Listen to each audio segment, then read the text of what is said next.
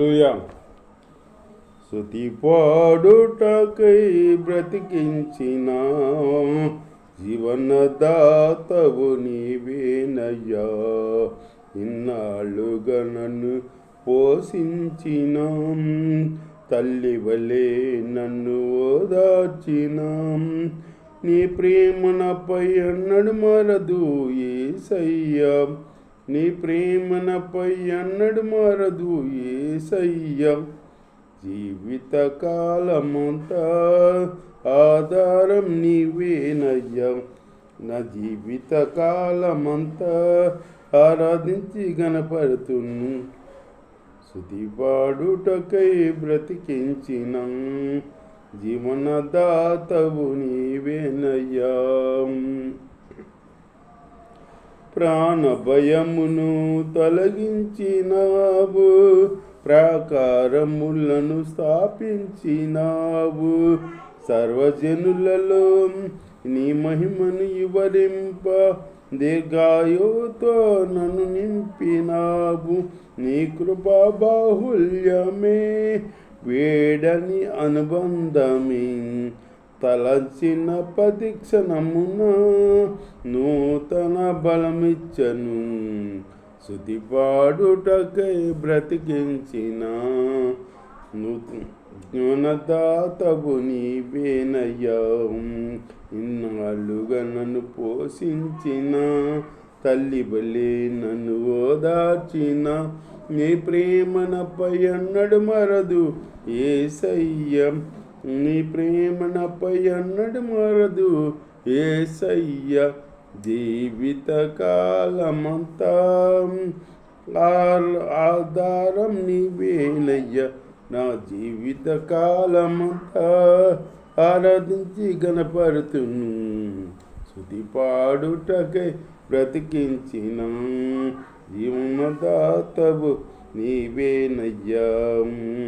నాపై ఉదయించే నీ మహిమ కిరణాలు కనుమరుగాయను నా దుఃఖ దినములు. కృపలను పొంది నీ కాడి మోయుటకు లోకములో నుండి ఏర్పరిచినావు. నీ దివ్య సంకల్పమే అవన్నీలో శుభప్రదమై నీ నిత్య రాజ్యమునకై నిరీక్షణ కలిగించను. స్తుతి పాడుటకై బ్రతికించిన జీవనదాతవు నీవేనయ్యా.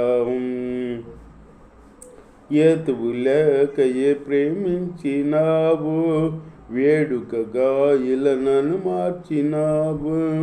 కలవరముందిన వేళలయందు నా చెయ్యి విడవక నడిపించినావు. నీ ప్రేమ మాధుర్యమే నా నోట స్తుతిగానమే. నిలసిన ప్రతి స్థలమున పారెను సెలయేరులై. స్తుతి పాడుటకై బ్రతికించిన జీవనదాతవు నీవేనయ్యా. ఇన్నాళ్ళుగా నన్ను పోషించిన తల్లి వలె నన్ను ఓదార్చిన నీ ప్రేమ నాపై అన్నడు మరదు యేసయ్యా. నీ ప్రేమ నాపై అన్నడు మరదు యేసయ్యా. జీవిత కాలమంతా ఆధారం నీవేనయ్యా. నా జీవిత కాలమంతా ఆరాధించి గణపరుతును. నిన్నే ఆరాధించి గణపరుతును. హల్లెలూయా. దేవుని స్తోత్రం. అందరూ వందనాలు. దేవుని మాటలు ఇందాక సేపు దేవుడు బైబిల్లో 1వ రాజుల గ్రంథంలో 22వ అధ్యాయంలో సిరియానులను ఇశ్రాయేలు వారును 3 సంవత్సరములు ఒకరితో ఒకరు యుద్ధము జరపక మానేరంట. సిరియానులు ఇశ్రాయేలు వారు 3 సంవత్సరాలు ఒకరికి ఒకరితో ఒకరు యుద్ధం జరపలా ఆనేశారు చేయకుండా. 3వ సంవత్సరం అందు యోధారాజును యెహోషాపాతు ఇచ్చాడనమాట. యెహోషాపాతు బయలుదేరి ఇశ్రాయేల్ రాజు వద్దకు రాగా ఇశ్రాయేలు రాజు తన సేవకులను పిలిచి, రామోతిలాదు మనదని మీరెరుగుదురు. అయితే మనము సిరియా రాజు చేతిలో నుండి దాన్ని తీసుకొనక ఊరకొన్నామని చెప్పి యుద్ధం చేయుటకు నాతో కూడా నీవు రామోతిలాదునకు నాకు వచ్చేదవా అని యెహోషాపాతు అడిగాడు. ఎవలా? ఆహాబు రాజు. అందుకు యెహోషాపాతు, నేను నీవాడనై నా జనులు నీ జనులై నా గుర్రములు నీ గుర్రములే అని ఇశ్రాయేలు రాజుతో చెప్పాను. నా గుర్రములు నీ గుర్రములే, నా జనులు నీ జనులే, నావన్నీ నీవే అంటున్నాడు యెహోషాపాతు దేవుడందు భయభక్తులు కలిగి ఒకప్పుడు దేవునికి వ్యతిరేకంగా జీవించినవాడు. జీవిస్తే దేవుడు యెహోషాపాతుని వదిలేశాడు అన్నమాట. ఒకప్పుడు ఏంటి, దేవుడికి వ్యతిరేకంగా జీవిస్తాడు కదా, అందుకనే వదిలేశాడు. వదిలేస్తే అప్పుడు వదిలేసి మళ్ళీ దేవుడు యెహోషాపాతుని ఎవరో బంధించి ఎవరో చేసి అట్లా చేసి ఎంతో ఇదిగా చేసినప్పుడు బంధించి గృహలో పెట్టినప్పుడు అప్పుడు మళ్ళీ ప్రార్థన చేశాడు అన్నమాట. యెహోషాపాతు ప్రార్థన చేస్తే అప్పుడు దేవుడు కనికరించి మళ్ళీ యెహోషాపాతుని మనసు మార్చుకుని దేవుడి వైపు తిరిగితే అప్పుడు దేవుడు కనికరించి యెహోషాపాతుని దీవించాడు అన్నమాట. దీవించి యెహోషాపాతు తోడుగా ఉన్నాడు. తోడుగా ఉంటే యెహోషాపాతు ఏం చేశాడు, ఆహాబు రాజులో కలిచాడు అన్నమాట. ఆహాబు రాజు ఇశ్రాయేల్ దేవుడికి వ్యతిరేకంగా చేస్తున్నాడు. ఆహాబుతో కలిచాడు అన్నమాట. కలిసి పలానా చాటుకి యుద్ధానికి వెళ్దామా అంటే వెళ్దాము, నావన్నీ నీవే, నా గుర్రములు నీవే, నా యుద్ధ ఆయుధములు నీవే, నా జనులు మీ వాళ్ళే అని చెబుతాడు అనమాట యెహోషాపాతు. చూడు, దేవుడు దీవిస్తే దేవుడికి వ్యతిరేకంగా పనిచేసే వాళ్ళ దగ్గర వచ్చి వాళ్ళతో కలుస్తున్నాడు అన్నమాట. ఆహాబు రాజుతో కలుస్తున్నాడు. వచ్చి కలుస్తుంటే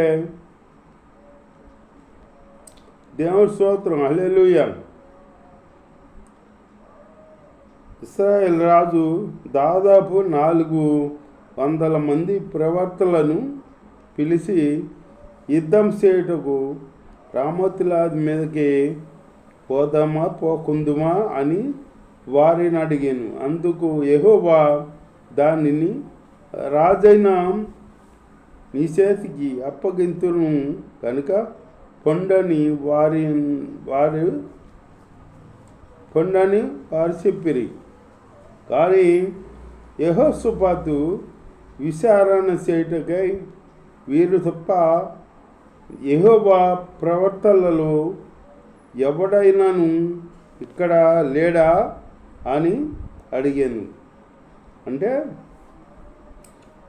ఈ ఆహాబు రాజు ఏం చేశాడు, ఎవరినో అడిగాడు యుద్ధానికి వెళ్ళేటప్పుడు. అడిగితే వాళ్ళు వెళ్ళండి, నీ చేతికి అప్పగిస్తున్నాము అని ఆ ప్రవక్తలు చెప్పారు. ఏమంటే చెబుతున్నాడని ఈ యెహోషాపాతుకి రాజుకి నమ్మకం చాలా. ప్రవక్తలేంటి వీళ్ళు అన్నట్టుగా ఆలోచించి ఇంకెవరన్నా లేరా ఇక్కడ ప్రవక్తలు అని అడిగాడు. అడిగితే అప్పుడు అందుకు ఇశ్రాయేల్ రాజు ఇమ్లా కుమారుడైన మీకాయాను ఒకడున్నాడు. ఇమ్లా కుమారుడైన మీకాయాను ఒకడున్నాడు, ప్రవక్త ఒకడున్నాడు. అతని ద్వారా మనము యెహోవా విచారణ చేయవచ్చును. కానీ అతడు నన్ను గూర్చి మేలు ప్రకటింపక కీడే ప్రకటించును.